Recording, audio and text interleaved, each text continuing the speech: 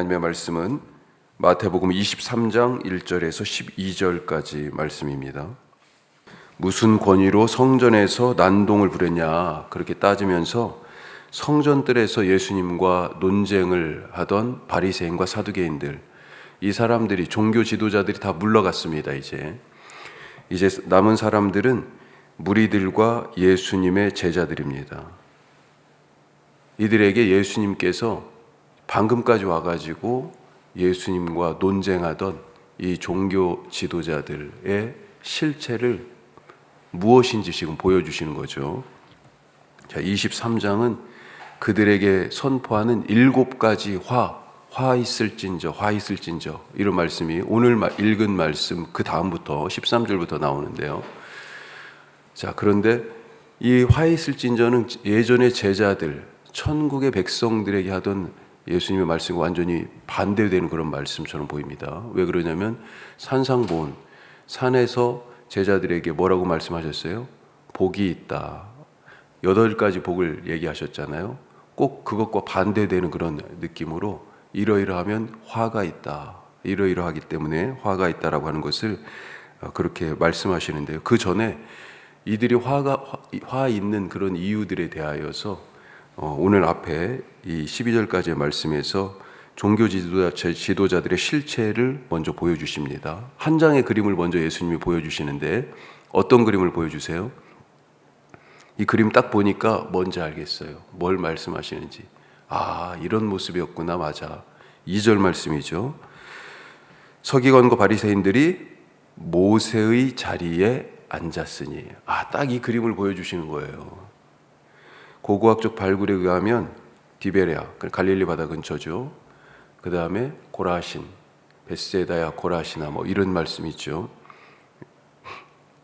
그 다음에 델로스 이런 데서 유대인들의 회당을 발굴을 했는데 그 회당 발굴에서 일반 의자들과 구별되는 돌 의자가 발견되었다. 이 돌 의자는 석회암과 현무암, 대리석 그때마다 형편에 맞는 그런 재질들로 만들어졌다. 그렇게 보여지는데요.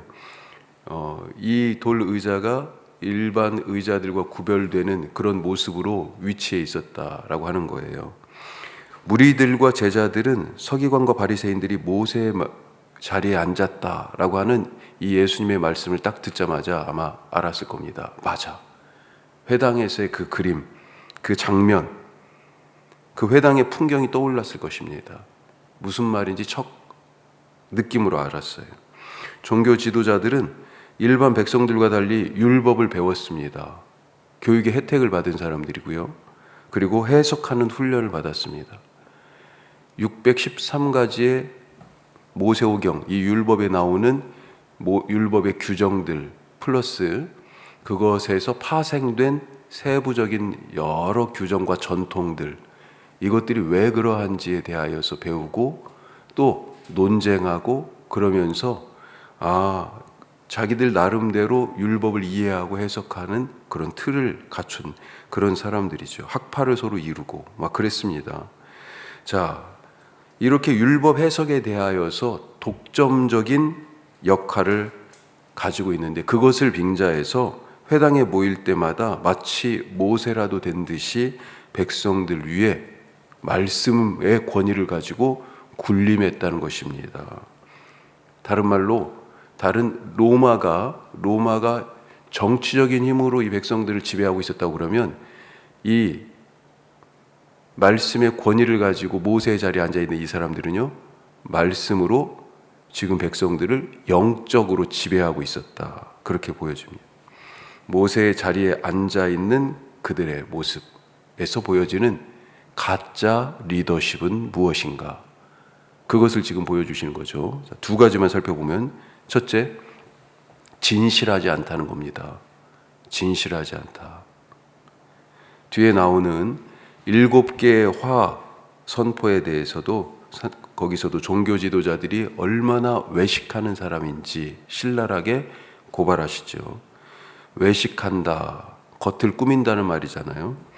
겉과 속이 같은 것을 원래는 똑같아요. 겉과 속이 어떻게 같아요?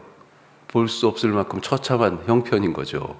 그런데 그 모습을 안 드러내고 싶어서 겉을 꾸며서 속도 그럴 거다라고 위장을 하는 것입니다. 향수가 왜 나왔다고 그래요?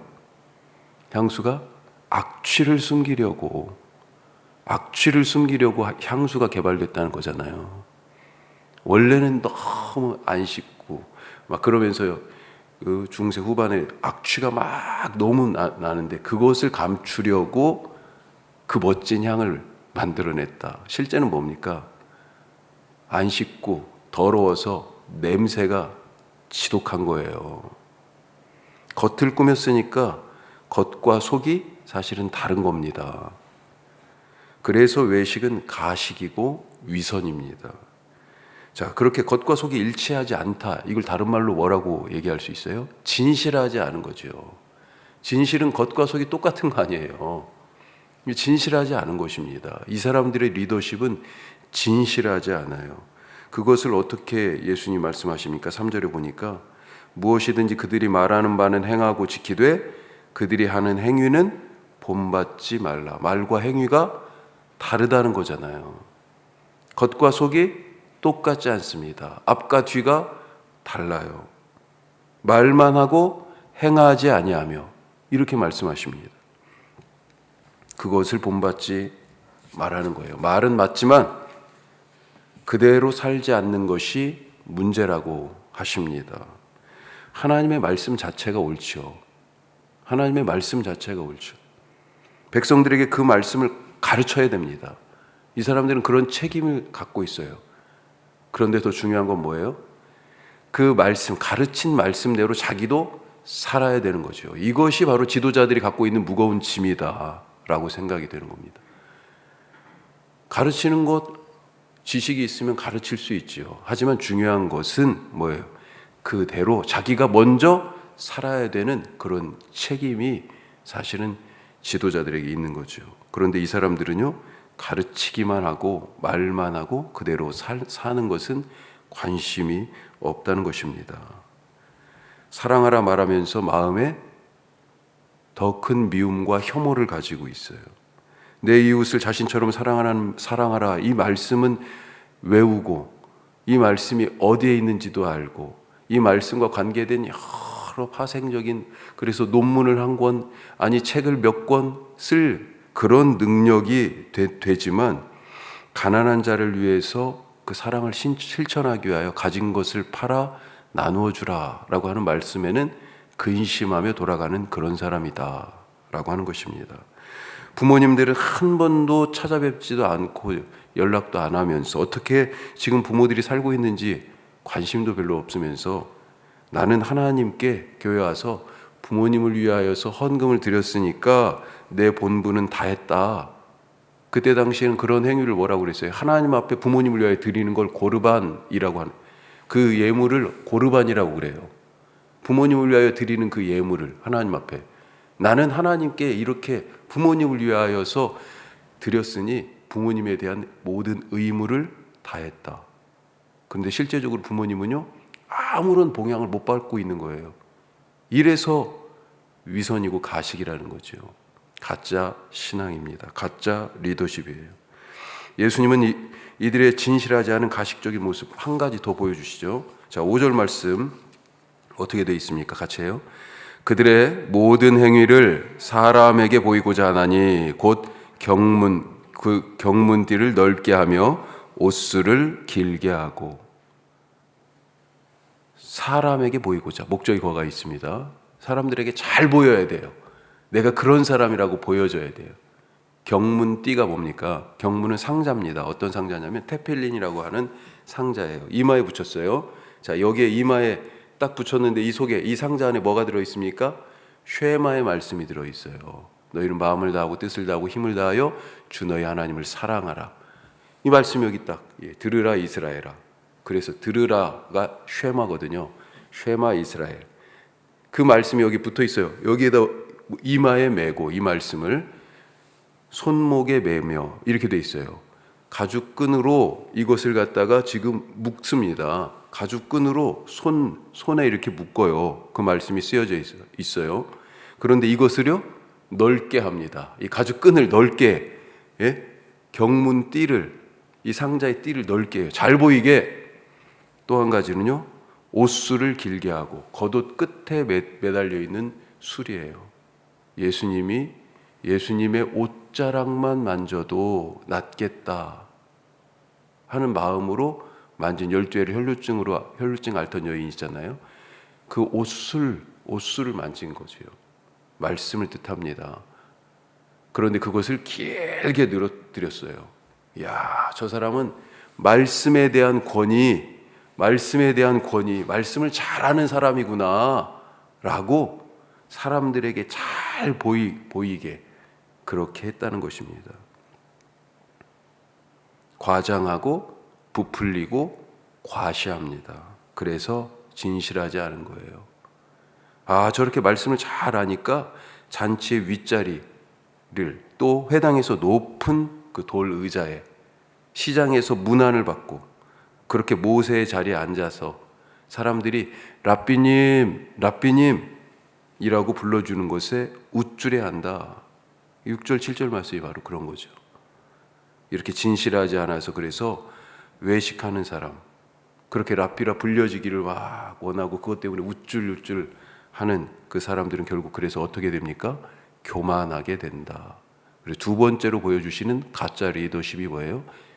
교만하다라고 하는 것입니다. 교만하다. 자, 8절부터 보면, 그래서 모세의 자리에 앉아 있는 이 사람들의 첫 번째 이미지는 뭐예요? 진실하지 않다. 또 한 가지 이미지는 교만하다라고 하는 것입니다. 8에서 10절에 보면 예수님은 이 위선자들이 선망하는 칭호 세 가지를 말씀하시죠. 그리고 그것을 경계하라 하십니다. 8절은요, 랍비라 불리지 마라. 너희들 그렇게 불리는 거 좋아하잖아. 랍비라 불리지 마라. 두 번째는요, 아버지라 불리지 마라. 자, 랍비에서는 너희는 다 같은 형제야. 누가 누구를 말씀을 가지고 다른 사람보다 그걸 권위로 내세워서 더 위에 올라가려고 하는데 그 다 형제야. 형제라고 표현하죠. 두 번째는요, 아버지를 또 등장시킵니다. 아버지라 불리지 말라. 이것도 역시 그런 권위에 대한 문제죠. 또 세 번째는요, 지도자라 불리지 마라. 자, 이것은 제자들에게도 사실은 큰 유혹이 되었을 거예요. 무슨 말씀이냐? 예수님이 떠나시고 나서 제자들이 이제 초대교회의 지도자 노릇을 해야 되잖아요. 거기에서 초대교회에서 리더십을 행사해야 되잖아요. 제자들의 위상이 대단했을 것입니다. 특별히 12제자는 복음서에서 특별하게 12명의 이름을 얘기하고 있어요. 70인의 제자도 있었고요. 사도행전에 보면 120여 명이 모여가지고 성령을 기다리면서 승천하신 예수님 이후에 자기들이 어떻게 이제 살아가야 할 것인지 그걸 놓고 기도하고 있었어요. 예수님의 제자 그룹이 다양하게 이 숫자를 얘기할 수 있는데 그 중에 12제자 명단이 따로 나와요. 그러니 이 사람들이 예수님하고 늘 따라 같이 다니면서 배우고 받고 경험했고 다 한 사람들 아니에요. 이 사람들이 초대교회 안에서의 위상이 대단했을 거예요. 지금처럼 무슨 성경책이 있는 것도 아니고 다 제자들이 들었던 말씀을 기록한 거잖아요. 누가 썼겠어요? 제자들이 썼지. 성경책이 아직 기록되지도 편집되지도 않았던 그때 예수님이 무슨 말씀을 하셨다라고 제자들이 막 얘기를 해주면 사람들이 막 다 오고요. 궁금한 말씀을 또 물어보고요. 그러다가 교회 공동체로 함께 신앙생활을 하다가 교회 안에 어떤 일들이 생기면 누구에게 왔겠어요? 예수님의 제자들한테 왔을 거 아니에요. 그때는 이제 사도라고 불렸으니까 사도님, 바돌롬의 사도님 물어봤을 거 아니에요. 제자들의 한마디 한마디가 어떤 권위를 갖고 있었겠습니까?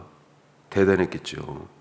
제자들의 말이 예수님 말씀처럼 다른 분들에게는, 다른 교우들에게는 그런 권위를 갖지 않았겠어요?